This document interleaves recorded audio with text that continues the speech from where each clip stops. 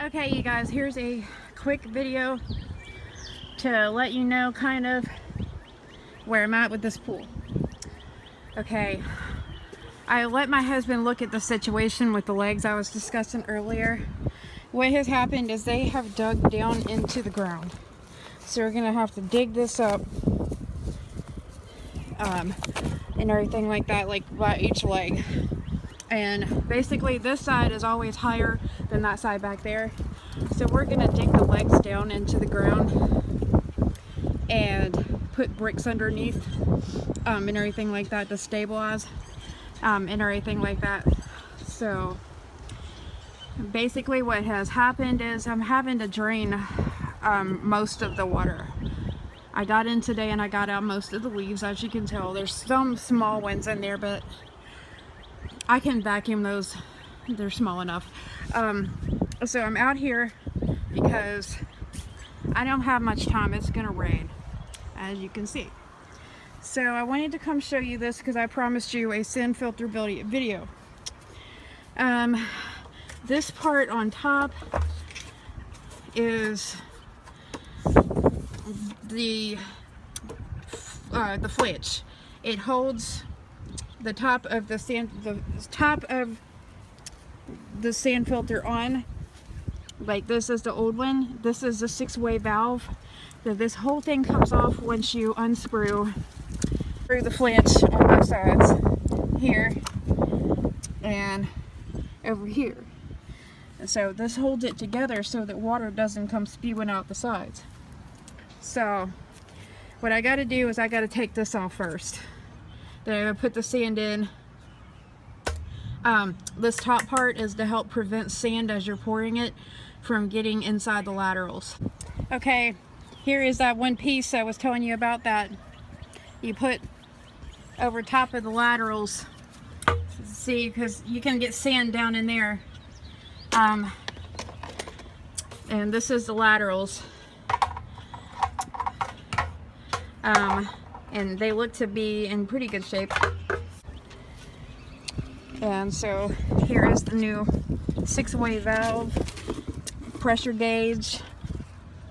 There's also a little window on there, which is cleaner than my old one, that shows you what the water looks like when you're backwashing. You can make sure it's clean.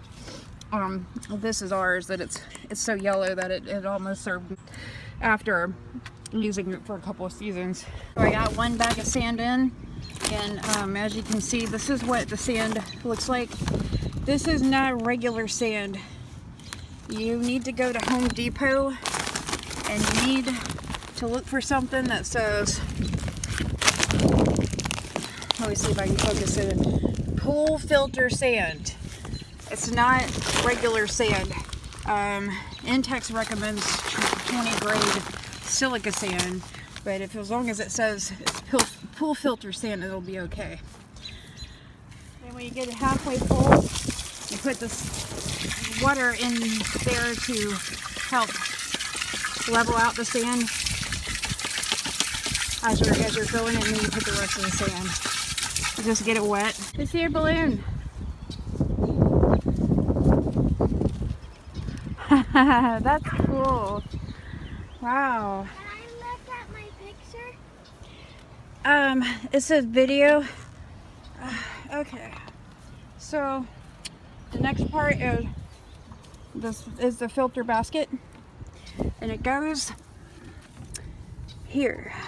Okay, so just like the other filter pumps that take those paper filters, this comes off like that, and then pull this off, and the basket is here. Okay. Whew, I was thinking I was not going to be able to get that on. It was on there pretty tight. So then what you do, and then it goes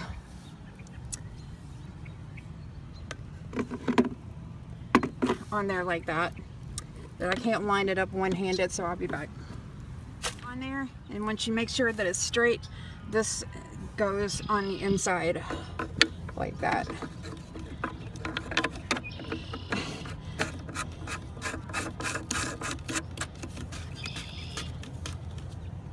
And you screw it down as tight as you can with your hand just to make sure it's finger tight. Okay, and then this gasket will go around the outer rim like that.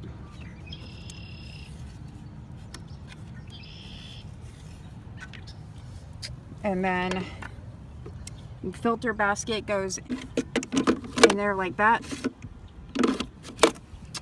And then this goes on top. Make sure this is closed, because when you hook everything up, God forbid, you don't want water spewing out anywhere. And then this screws on.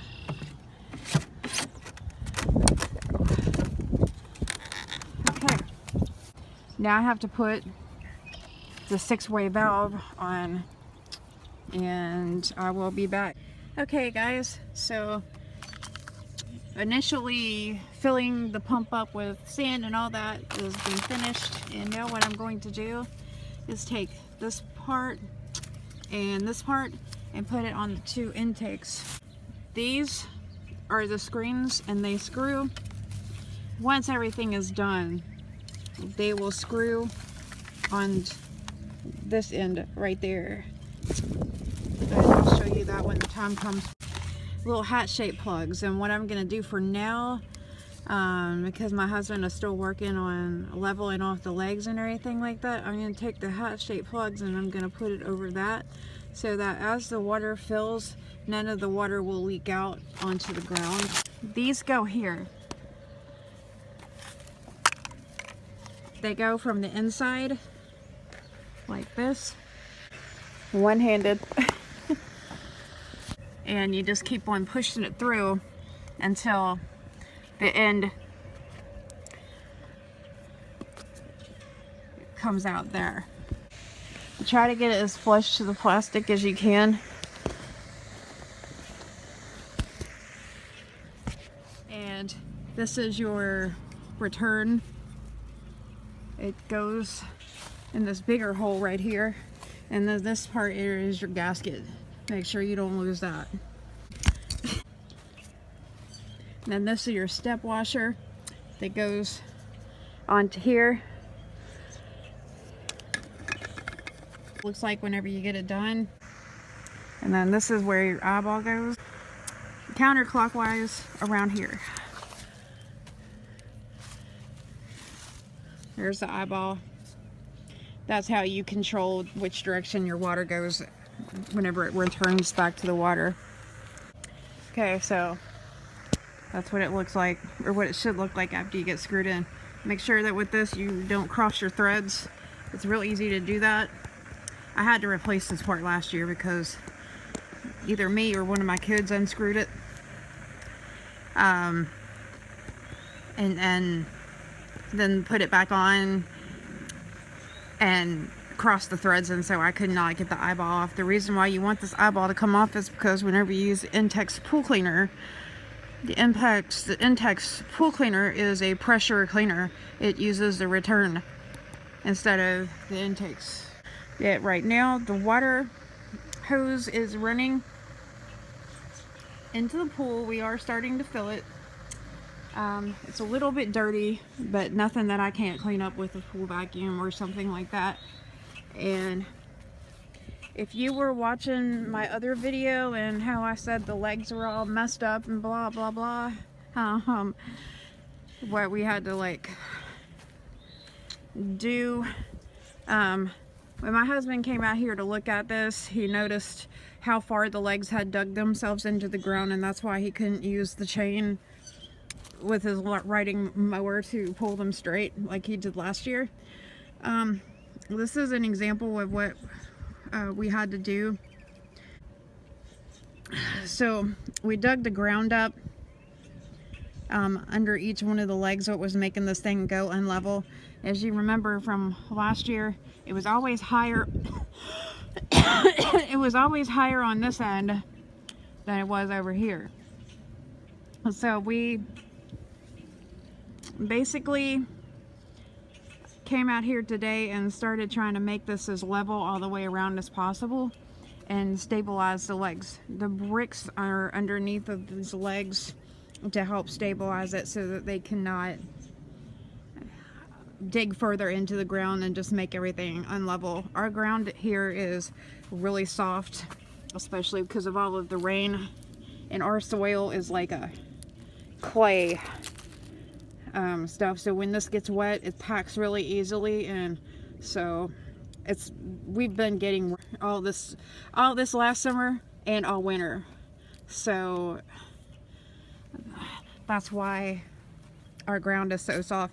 Not to mention that my kids are pretty rough in this thing. When they get in there, they start roughhousing and they start doing their thing and whatnot. We still have some adjustments to make, but as you can see from looking at it at a distance, it's a lot more level than it was. So I think that this should solve our problem with everything always coming out of kilter. I'm gonna come back and finish all the pump hookup and everything like that later on. I forgot to show you, this is a return valve.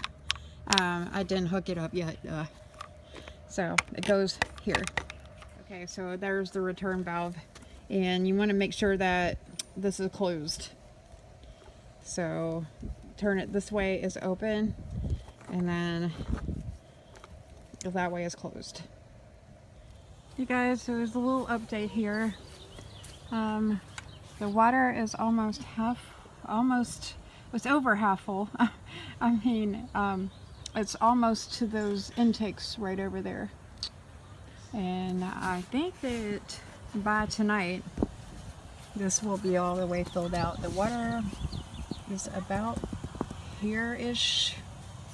So, just a quick little update. And all these wrinkles here that you're seeing will straighten out as the pool fills. And right now everything looks to be okay with the legs.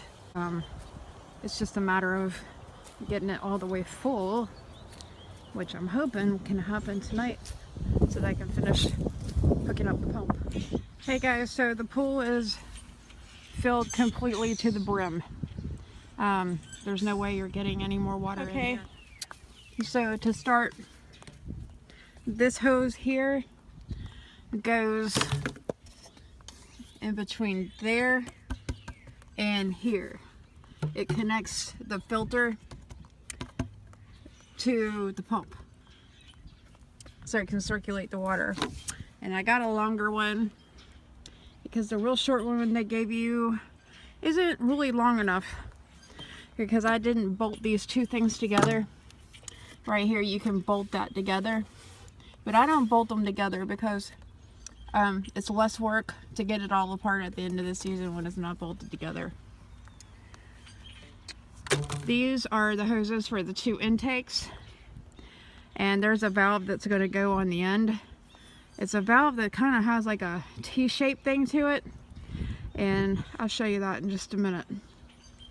Okay, so now that the pool is all hooked up, I have some chemicals ready here to go out, and this is almost 4 cups of Clorox algae prevention. It's supposed to kill algae before it starts. You use 28 ounces of it, so about 3.5 cups. This back here is my salt pool, the stabilizer. It's just some leftover that I had from last year, and I'm going to use it. I'm probably going to have to use it with this one because it's going to take a lot. Stabilizer, like I said last year, is to make sure that you have at least 40 level of 40 CYA in the water. Otherwise you're just going to have to keep on adding chlorine until you're blue in the face, and it's never going to stay in your water. This is a My Salt Pool shock iodizer.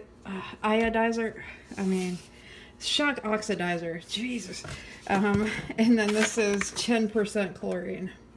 So after I add the algae prevention, I'm going to go outside and test the chlorine level and see how much chlorine I need to add to get it to the level that I want. And I'm looking for a level of 12. So be back. Just real quick, when you test all your levels in your water, you should be testing for free and combined chlorine, pH, alkalinity, and CYA.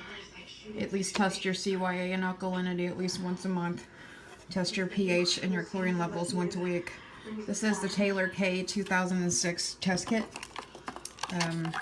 And it's recommended by a lot of pool professionals and also over people over at Trouble Free Pool, because if you're going to test your water, this is really the only way to get a for sure accurate reading on all your results. Those test strips that a lot of people like to just dunk in the water are not accurate at all, and they will give you false readings every time. Okay, so here's the final update on this whole video segment. I showed you the pump and how that all went together.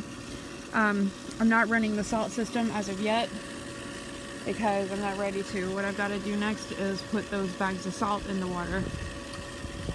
You need about 5 bags for this size of pool. And what I decided to do first before I did that was let this little guy run in the water for a couple hours. He's gonna take a while getting all this junk out of the pool. It's big old chunks of leaves and stuff like that. I'm gonna see how much it can get. I don't have a regular handheld vacuum anymore because the part that screws on the end to take out the debris basket broke, and so it keeps coming apart on me. So this is all I have right now. If it looks like it's doing a whole lot of nothing, that's because I just put it in. It takes a couple hours for any automatic cleaner to work in a pool to get it clean. But I would definitely say that it's running a lot better than it did last year, because my pump last year just did not have enough horsepower to move this thing. And it is moving very well. See if I can find it. It was over there. Anyway, there it is. Anyway, last year it would run for a while and then it would get stuck, and I would have to come out here and unstick it a lot of times, and a lot of times it was just a lot more time consuming to run this, and a lot of times I would end up just hand vacuuming because I could get a lot more done that way, it seemed like. But this time I've been out here watching it for about 10-15 minutes, and it definitely is getting a lot more of the dirt.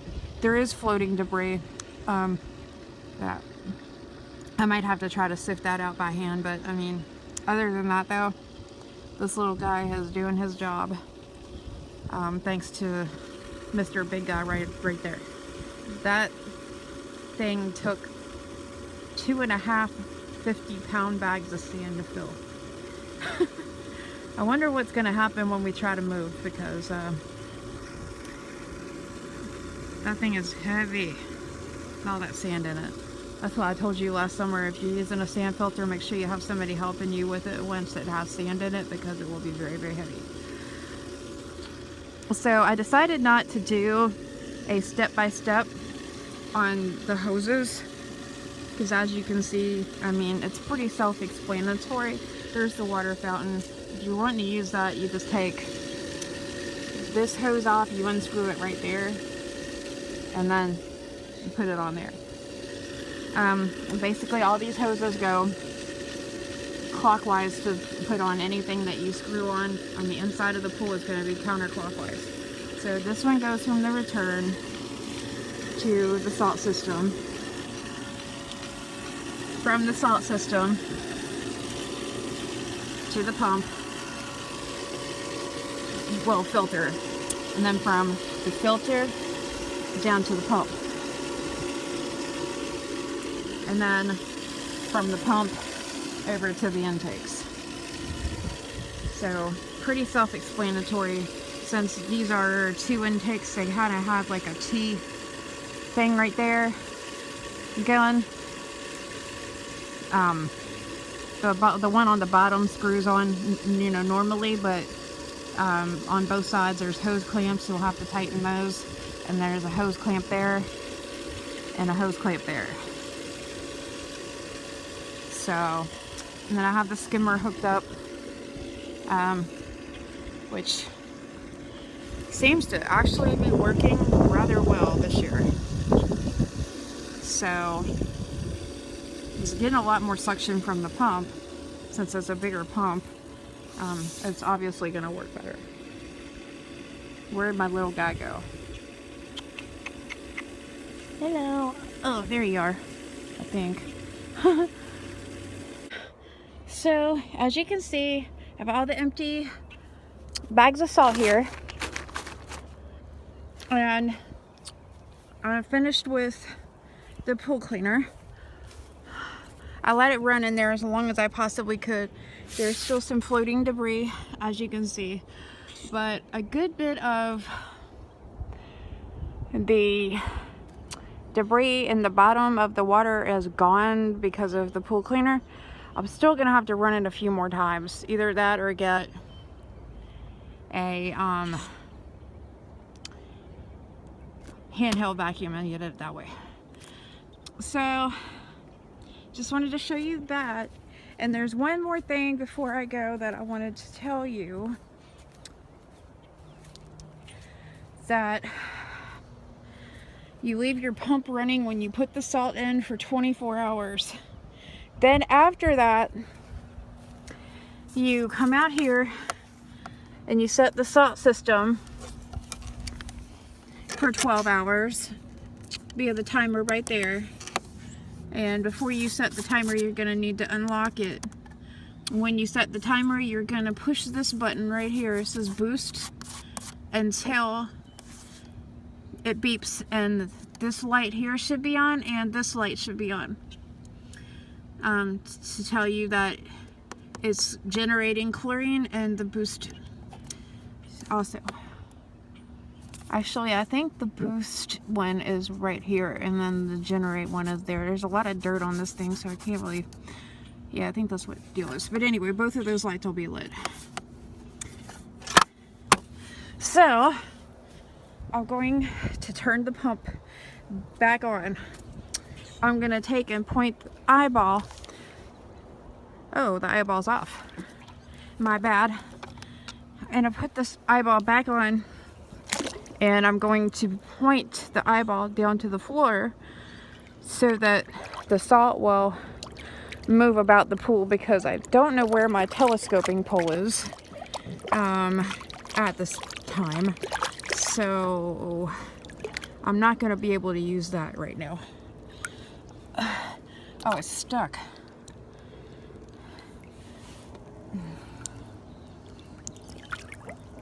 It's stuck in the position that it was last year. Oh well, I'm gonna have to take it inside and unstick it. Well, it'll still be okay because it's pointed away.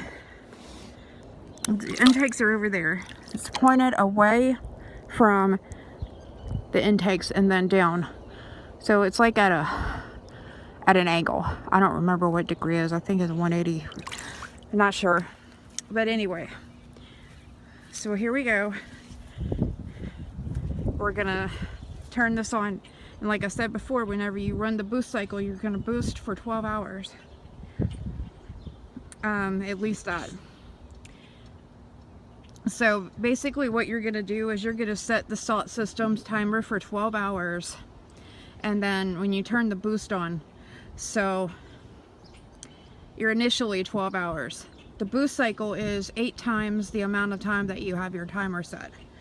So it'll be boosting on that for about 4 or 5 days, I think, just to clarify, because I had originally said 12 hours and I was like, whoa, let me back up, that didn't make sense. Okay, so here we go.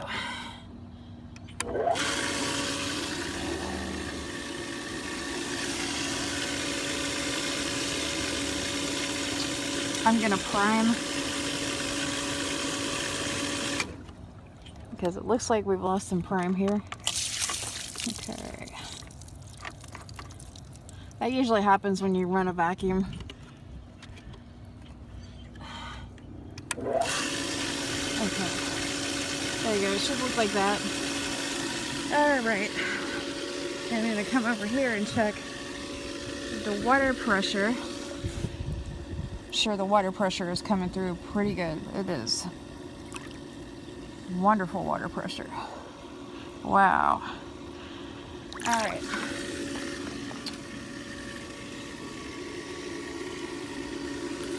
Thank you guys for watching. If you're new, please subscribe. And if you like this video, please give it a thumbs up. Have a good day.